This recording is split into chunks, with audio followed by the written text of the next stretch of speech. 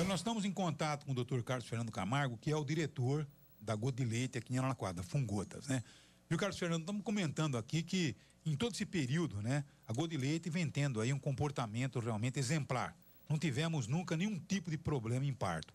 E de repente, na sexta-feira, recebemos aqui uma carta que eu disse, olha, vamos trabalhar com muito critério, com muito cuidado e, logicamente, pedir uma apuração, porque, pela revelação que tem na carta, ocorreram inúmeros contrapontos, inúmeras situações que acabaram levando a um desfecho trágico, que foi a morte da criança ao aspirar o líquido amniótico, né? Dizendo que realmente houve uma falha em todo o procedimento, desde o começo até o final da história, né?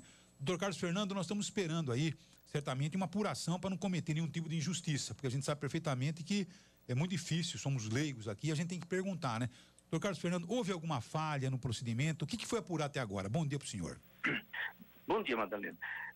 Quanto à falha no procedimento, ainda é muito cedo para que se faça um diagnóstico desse. Nós também nem temos o direito de julgarmos imediatamente as situações. A conduta que o hospital deve tomar e que está sendo tomada é de que devemos encaminhar todo esse material para o Conselho Regional de Medicina. A gente faz a apuração e quem vai fazer julgamento de um possível erro médico será então o Conselho Regional de Medicina. Nós então fazemos a apuração, a direção clínica da maternidade coleciona e junta todos os documentos desse caso em si e encaminha para uma comissão chamada Comissão de Ética Médica. Essa Comissão de Ética faz a apuração grande do caso. Ela primeiro faz a apuração dos documentos, posteriormente ela faz as entrevistas com os envolvidos e faz sempre uma documentação. Dá o início, então, a um processo que é encaminhado ao CRM. Aqui, Araraquara, como tem uma delegacia do CRM, vai para essa delegacia aqui, e essa delegacia é que encaminha para o CRM de São Paulo, onde vai ter o processo e julgamento dessa situação.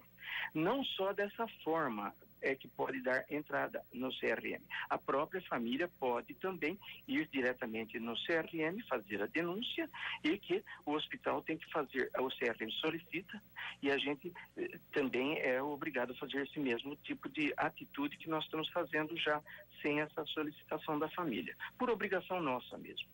Agora, doutor Carlos Fernando, eu conheço a formação profissional, né? A sua excelente formação profissional.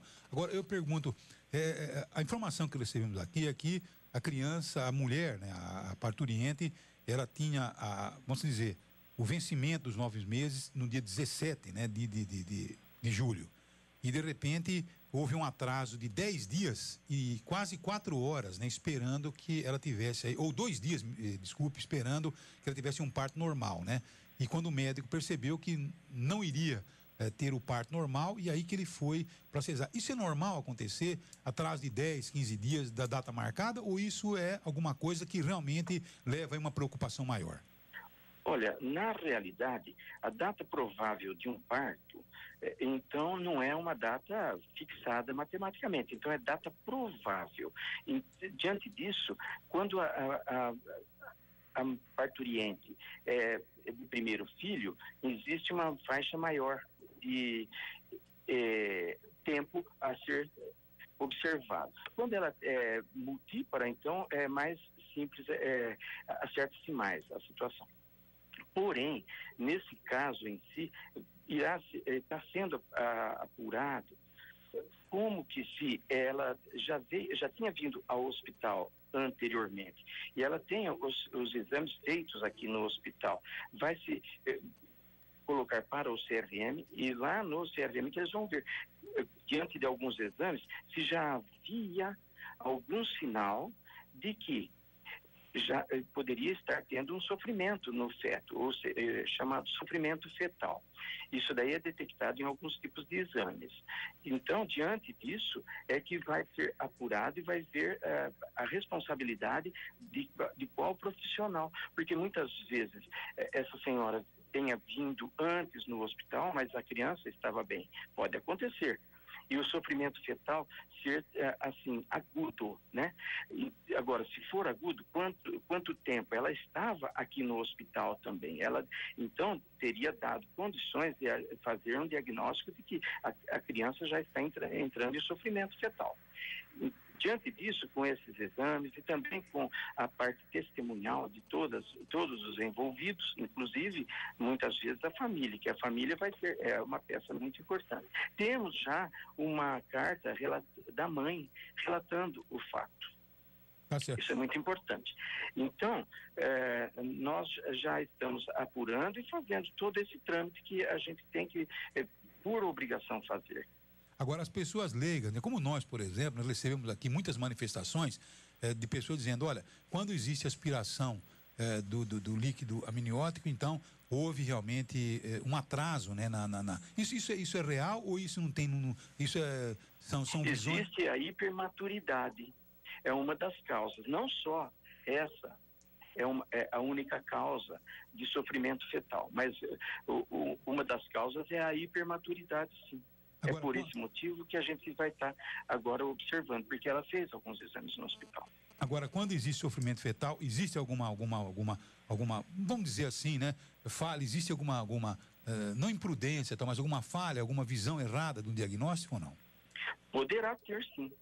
Muitas vezes, se a pessoa já está sendo monitorada e dentro de um serviço de saúde, que no caso é a maternidade, e começa a ter os indícios de que o feto já está entrando em sofrimento, porque a gente se baseia muito pelo número de batimentos do feto, tudo, do coração, né, do feto, tudo isso daí.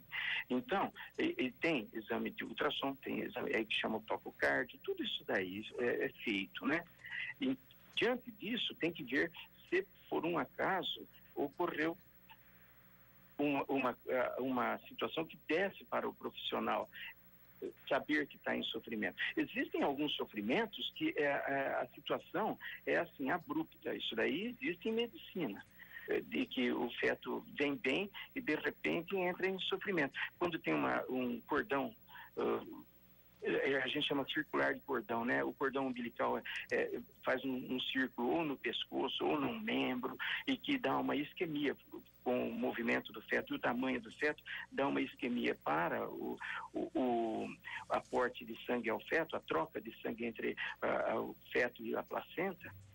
Então é também uma das causas que dá o sofrimento fetal. Outras existem por parte da mãe, hipertensão, que seria assim a pré-eclâmpsia. Existem muitas causas para um sofrimento fetal.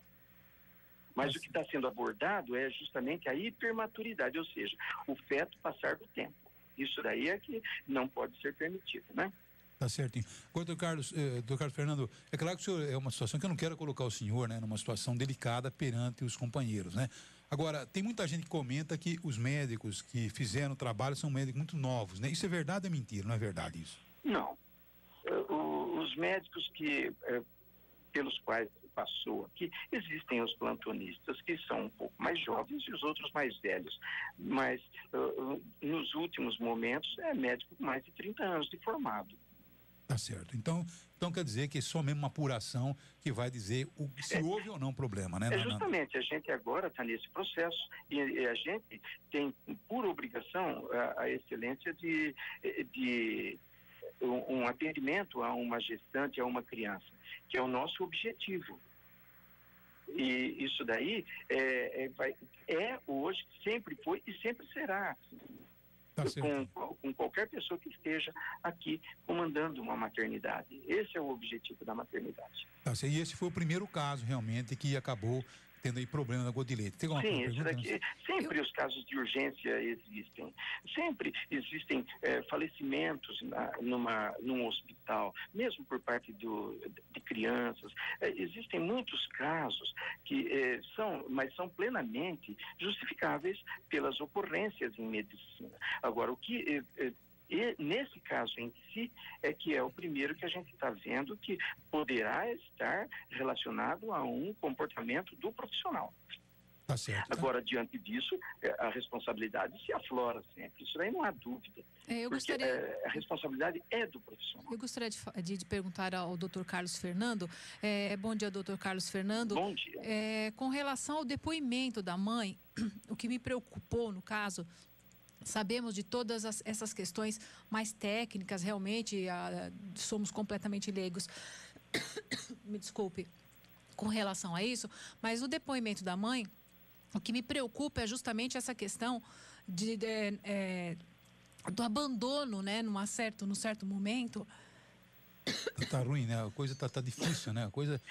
Mas eu já entendi possivelmente o tipo da pergunta. Eu não assim, acho que seja classificado como abandono, uma vez que essa senhora já no domingo esteve aqui no hospital, né? Ficou aqui e teve condições técnicas de ir para casa. Voltou na quarta-feira e na realidade não ainda estava em condições assim de sofrimento fetal, possivelmente, porque o médico até iniciou uma indução do parto, que foi em seguida por um outro profissional, falar, não, aguarda mais um momento. Foi onde ocorreu esse fato. Embora a criança tenha nascido ainda com vida, ela nasceu sofrida, que foi à noite já dessa quinta-feira, né? Então ela tinha internado na quarta e foi na quinta-feira que houve o parto do tipo cesariana. Porque ela relatou... Então, quanto ao abandono, eu acho que não se classifica. Poderá ter tido, assim, um comportamento do colega de não ter observado alguma situação, mas abandono eu não classifico. Doutor Carlos, talvez abandono não seja a palavra exata, mas ela relata, por exemplo, que ela ficou muito tempo ali na enfermagem sozinha, ela não teve direito a um acompanhante, ela sentia dores, ela queria chamar a enfermagem e ela disse que a enfermagem não a atendia. Então, que ela passou por um período ali muito sozinha. Quer dizer, então, nesse momento, se ela tivesse um acompanhante ou tivesse sido atendida, talvez isso não tivesse sido identificado antes, a tempo ainda de que não acontecesse essa fatalidade? Então, na ocorrência, eu não gostaria de ficar entrando muito em detalhes, porque a gente não... só de ouvir, ainda não é tudo confirmado. Mas essa senhora ficou no centro obstétrico a noite inteira. Então, na realidade, quando fica no centro obstétrico, é o pré-parto. Então, ela não ficou assim no quarto sozinha, ela ficou dentro do centro obstétrico com a cobertura da enfermagem e médica. É por esse motivo que existe o pré-parto. Doutor Carlos, eu queria fazer uma pergunta ao senhor, não sei se de modo geral é possível estipular, quanto tempo depois que a grávida ela completa ali as 40 semanas, os 9 meses, a partir de quanto tempo é possível esperar ainda um parto normal? Enquanto a criança está bem, adiante dos exames. Até quando passou de 41 semanas, então já se pensa em fazer a indução do parto. Agora, não tendo condições de induzir esse parto, então a seguir se faz a cesariana. E como que é identificado, então, se a criança está bem? São feitos exames, é isso? São feitos exames. Existem alguns exames que são o tococardiógrafo, que é um exame que dá o número de batimentos fetais. Existe o ultrassom, tudo isso aí que normalmente é feito durante uma internação. E nesse caso, esses exames foram feitos também? Sim. Dentro da maternidade é rotina. Tá certo.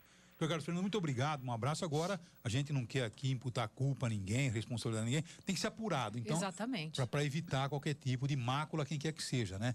Se foi alguma coisa, algum erro, alguma conduta aplicada de uma forma errônea, ou se na verdade foi uma fatalidade que não tinha jeito mesmo, tá certo. Doutor Carlos Fernando, muito obrigado, um abraço e um bom dia pro senhor aí, viu? Um bom dia.